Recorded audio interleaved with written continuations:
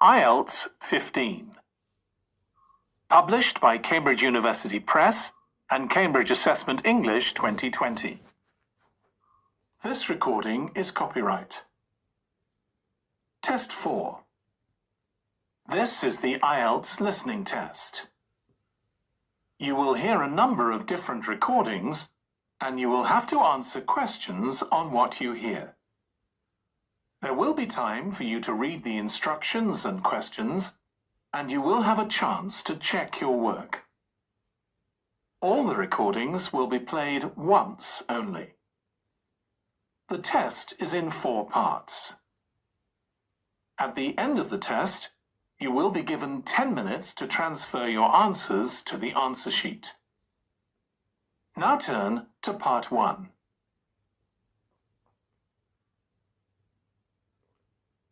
Part 1.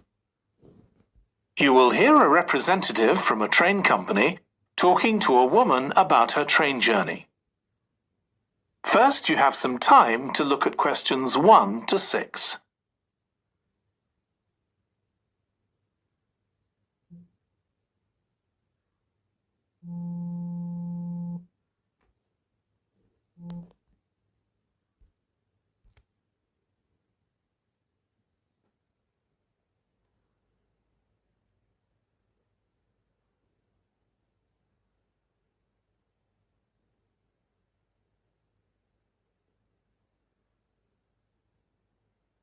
Now listen carefully and answer questions 1 to 6. Hello, do you mind if I ask you some questions about your journey today? We're doing a customer satisfaction survey. Yes, OK. I've got about 10 minutes before my train home leaves. I'm on a day trip. Great, thank you. So, first of all, could you tell me your name? It's Sophie Bird. Thank you. And would you mind telling me what you do? I'm a journalist. Oh, really? That must be interesting. Yes, it is. So, was the reason for your visit here today work? Actually, it's my day off. I came here to do some shopping. Oh, right. But I do sometimes come here for work. OK. Now, I'd like to ask some questions about your journey today, if that's OK. Yes, no problem. Right. So, can you tell me which station you're travelling back to? Stormforth, where I live. Can I just check the spelling? Staunfirth?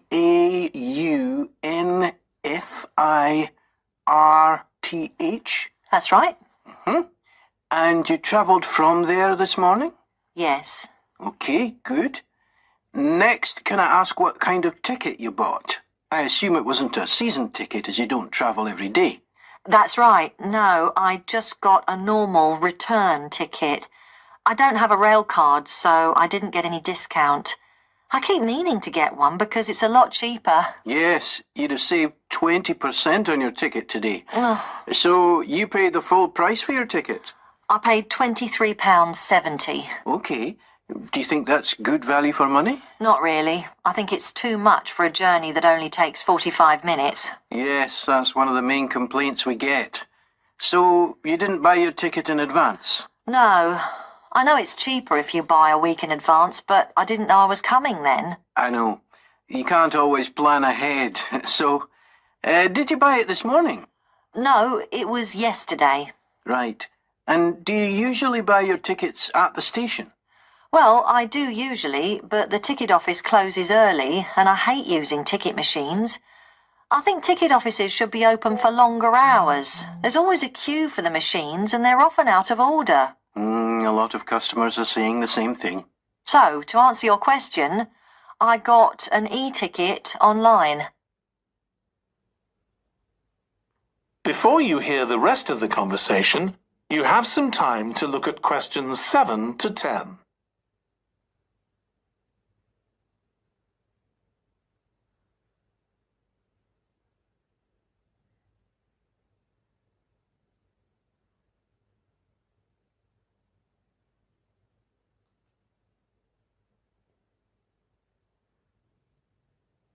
Now listen and answer questions 7 to 10. OK, thank you. Now, I'd like to ask you about your satisfaction with your journey. So what would you say you were most satisfied with today? Well, I like the Wi-Fi on the train. It's improved a lot. It makes it easier for me to work if I want to. That's the first time today anyone's mentioned that. Oh. It's good to get some positive feedback on that. And is there anything you weren't satisfied with? Well, normally the trains run on time and are pretty reliable, but today there was a delay. The train was about 15 minutes behind schedule. Okay, I'll put that down.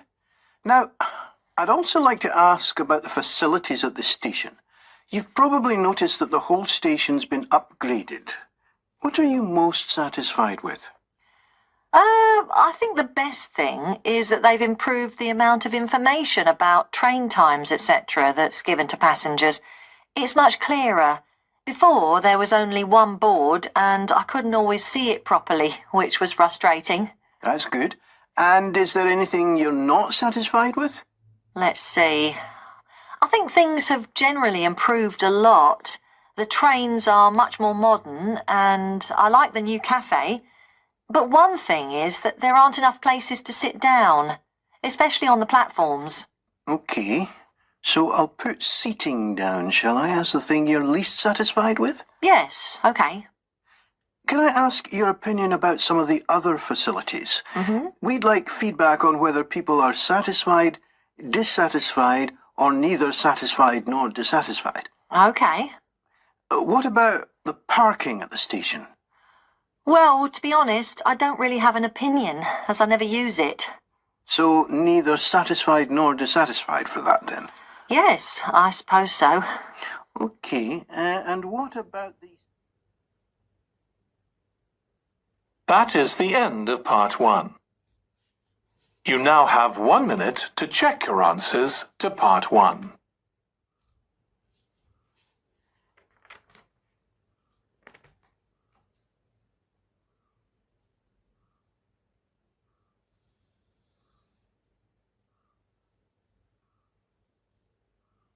Facilities, addressing her local town council about changes that have been made to the park. First, you have some time to look at questions 11 to 16.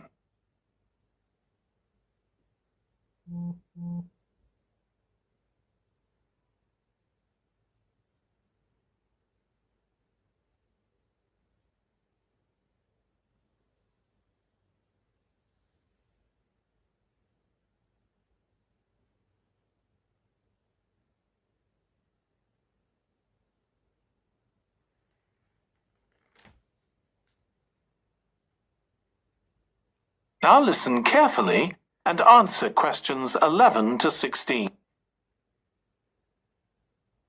As chair of the Town Council Subcommittee on Park Facilities, I'd like to bring you up to date on some of the changes that have been made recently to the Croft Valley Park. So if you could just take a look at the map I handed out, let's begin with a general overview. So, the basic arrangement of the park hasn't changed. It still has 2 gates, north and south, and a lake in the middle. The cafe continues to serve an assortment of drinks and snacks, and is still in the same place, looking out over the lake and next to the old museum. We're hoping to change the location of the toilets and bring them nearer to the centre of the park, as they're a bit out of the way at present, near the adventure playground, in the corner of your map. The formal gardens have been replanted and should be at their best in a month or 2.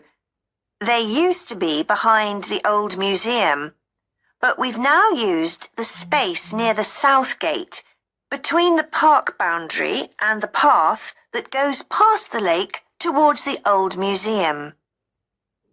We have a new outdoor gym for adults and children, which is already proving very popular. It's by the glass houses, just to the right of the path from the south gate. You have to look for it, as it's a bit hidden in the trees. One very successful introduction has been our skateboard ramp. It's in constant use during the evenings and holidays. It's near the old museum, at the end of a little path that leads off from the main path between the lake and the museum. We've also introduced a new area for wildflowers to attract bees and butterflies. It's on a bend in the path that goes round the east side of the lake, just south of the adventure playground. Before you hear the rest of the presentation, you have some time to look at questions 17 to 20.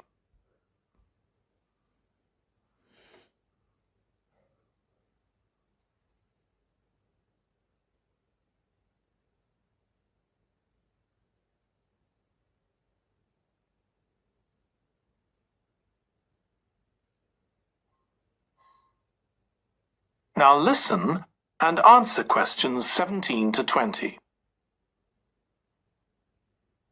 Now, let me tell you a bit more about some of the changes to Croft Valley Park. One of our most exciting developments has been the adventure playground. We were aware that we had nowhere for children to let off steam and decided to use our available funds to set up a completely new facility in a large space to the north of the park. It's open year-round, though it closes early in the winter months, and entrance is completely free. Children can choose whatever activities they want to do, irrespective of their age. But we do ask adults not to leave them on their own there. There are plenty of seats where parents can relax and keep an eye on their children at the same time. Lastly, the glass houses. A huge amount of work has been done on them to repair the damage following the disastrous fire that recently destroyed their western side. Over £80,000 was spent on replacing the glass walls and the metal supports, as well as the plants that had been destroyed, although, unfortunately, the collection of tropical palm trees has proved too expensive to replace up to now. At present, the glass houses are open from 10 a.m. to 3 p.m. Mondays to Thursdays, and it's hoped to extend this to the weekends soon. We're grateful to all those who helped us by contributing their time and money to this achievement. The gardens have really been That is the end of part 2. You now have 30 seconds to check your answers to part 2.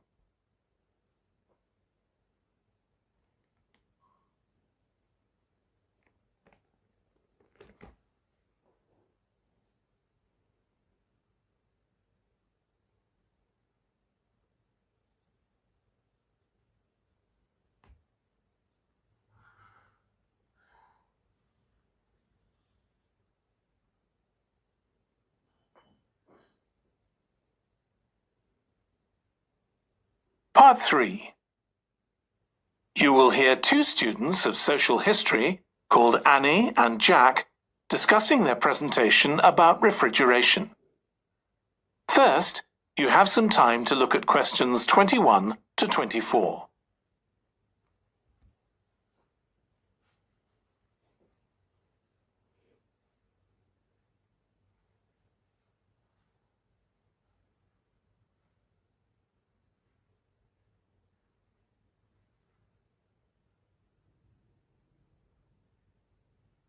Now listen carefully and answer questions 21 to 24.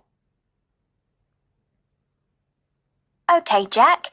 Before we plan our presentation about refrigeration, let's discuss what we've discovered so far. Fine, Annie, though I have to admit I haven't done much research yet. Nor me. But I found an interesting article about ice houses. I'd seen some 18th and 19th century ones here in the UK, so I knew they were often built in a shady area or underground, close to lakes that might freeze in the winter. Then blocks of ice could be cut and stored in the icehouse. But I didn't realise that insulating the blocks with straw or sawdust meant they didn't melt for months. The ancient Romans had refrigeration too. I didn't know that. Yes, pits were dug in the ground and snow was imported from the mountains, even though they were at quite a distance. The snow was stored in the pits. Ice formed at the bottom of it. Both the ice and the snow were then sold. The ice cost more than the snow, and my guess is that only the wealthy members of society could afford it. I wouldn't be surprised. I also came across an article about modern domestic fridges. Several different technologies are used, but they were too complex for me to understand. You have to wonder what happens when people get rid of old ones. You mean because the gases in them are harmful for the environment? Exactly. At least there are now plenty of organisations that will recycle most of the components safely. But of course, some people just dump old fridges in the countryside. It's hard to see how they can be stopped, unfortunately. In the UK, we get rid of 3 million a year altogether. That sounds a lot, especially because fridges hardly ever break down. That's right. In this country, we keep domestic fridges for 11 years on average, and a lot lasts for 20 or more. So if you divide the cost by the number of years you can use a fridge, they're not expensive compared with some household appliances. True. I suppose manufacturers encourage people to spend more by making them different colours and designs. I'm sure when my parents bought their first fridge, they had hardly any choice. Yes, there's been quite a change. Before you hear the rest of the discussion, you have some time to look at questions 25 to 30.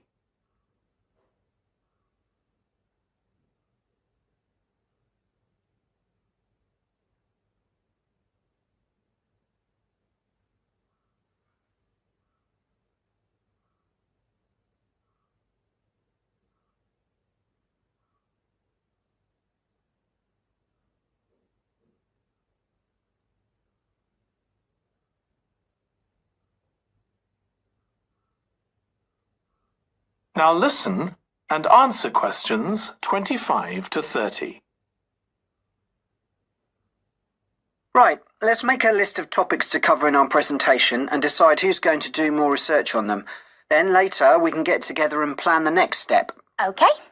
How about starting with how useful refrigeration is and the range of goods that are refrigerated nowadays? Because, of course, it's not just food and drinks. No, I suppose flowers and medicines are refrigerated too. And computers. I could do that, unless you particularly want to. No, that's fine by me. What about the effects of refrigeration on people's health? After all, some of the chemicals used in the 19th century were pretty harmful, but there have been lots of benefits too, like always having access to fresh food. Do you fancy dealing with that? I'm not terribly keen, to be honest. Nor me. My mind just goes blank when I read anything about chemicals. Oh, all right then. I'll do you a favour. But you owe me, Jack. OK. What about the effects on food producers, like farmers in poorer countries being able to export their produce to developed countries? Something for you, maybe?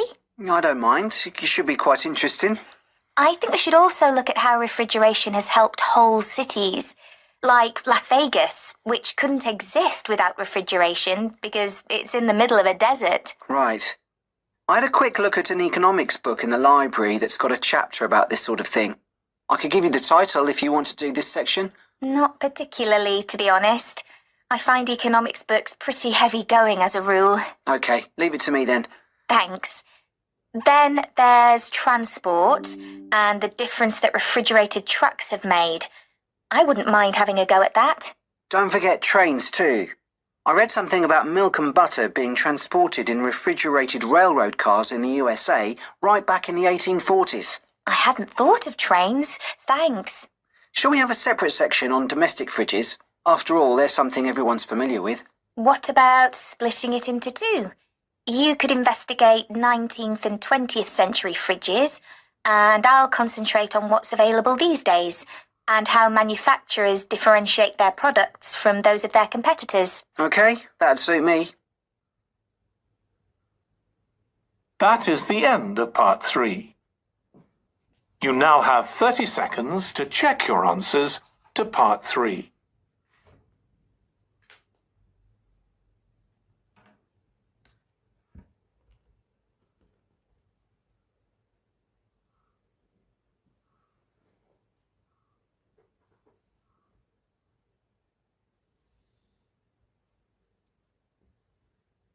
Part 4.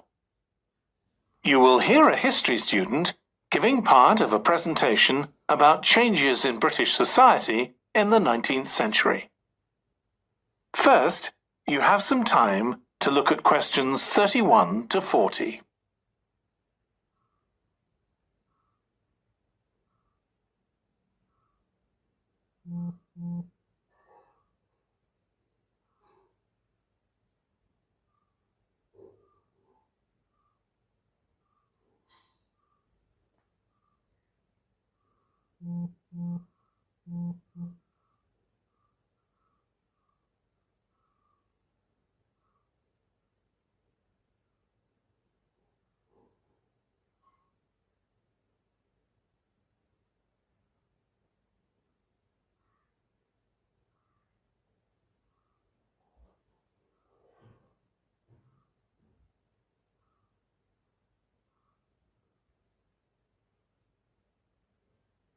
Now listen carefully and answer questions 31 to 40.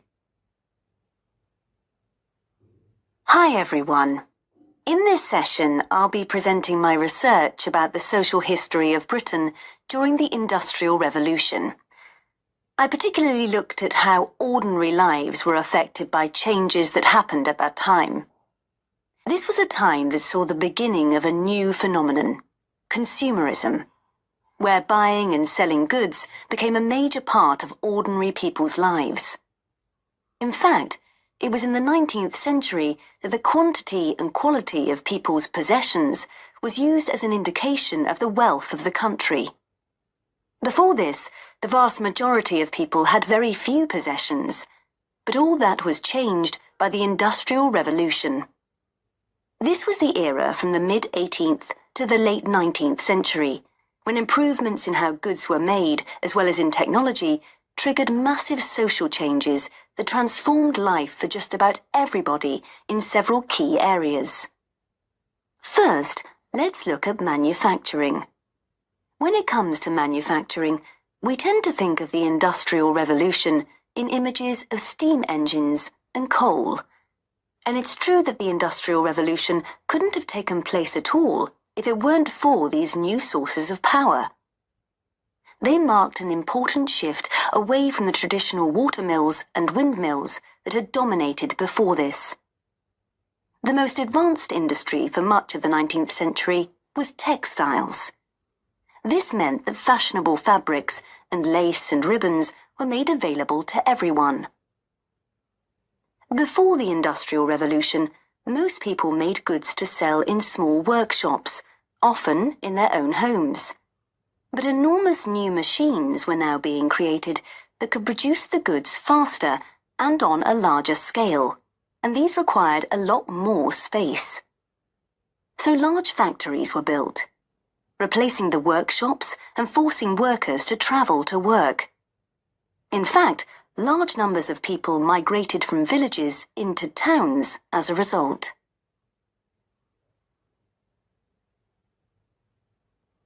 As well as manufacturing, there were new technologies in transport, contributing to the growth of consumerism. The horse-drawn stagecoaches and carts of the 18th century, which carried very few people and goods and travelled slowly along poorly surfaced roads, were gradually replaced by the numerous canals that were constructed. These were particularly important for the transportation of goods. The canals gradually fell out of use, though, as railways were developed, becoming the main way of moving goods and people from one end of the country to the other. And the goods they moved weren't just coal, iron, clothes, and so on. Significantly, they included newspapers, which meant that thousands of people were not only more knowledgeable about what was going on in the country, but could also read about what was available in the shops, and that encouraged them to buy more. So faster forms of transport resulted in distribution becoming far more efficient.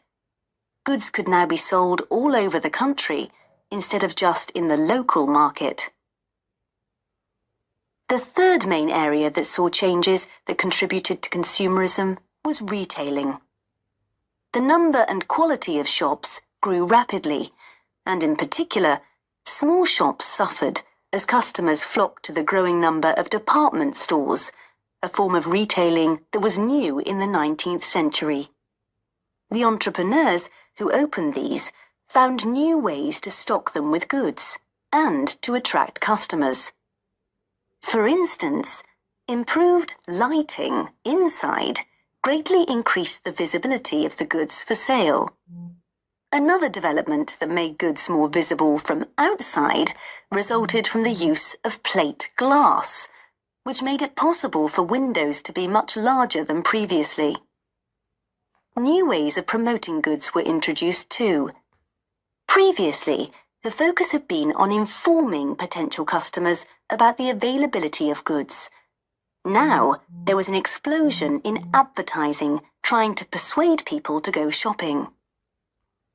Flanders claims that one of the great effects of the Industrial Revolution was that it created choice. All sorts of things that had previously been luxuries, from sugar to cutlery, became conveniences, and before long they turned into necessities. Life without sugar or cutlery was unimaginable, rather like mobile phones these days. That is the end of part 4. You now have 1 minute to check your answers to part 4.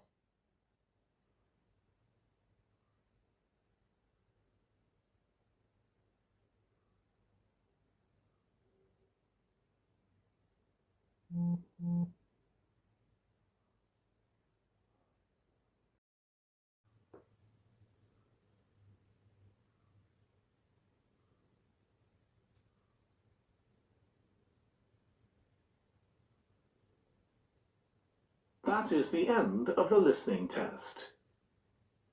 In the IELTS test, you would now have 10 minutes to transfer your answers to the answer sheet.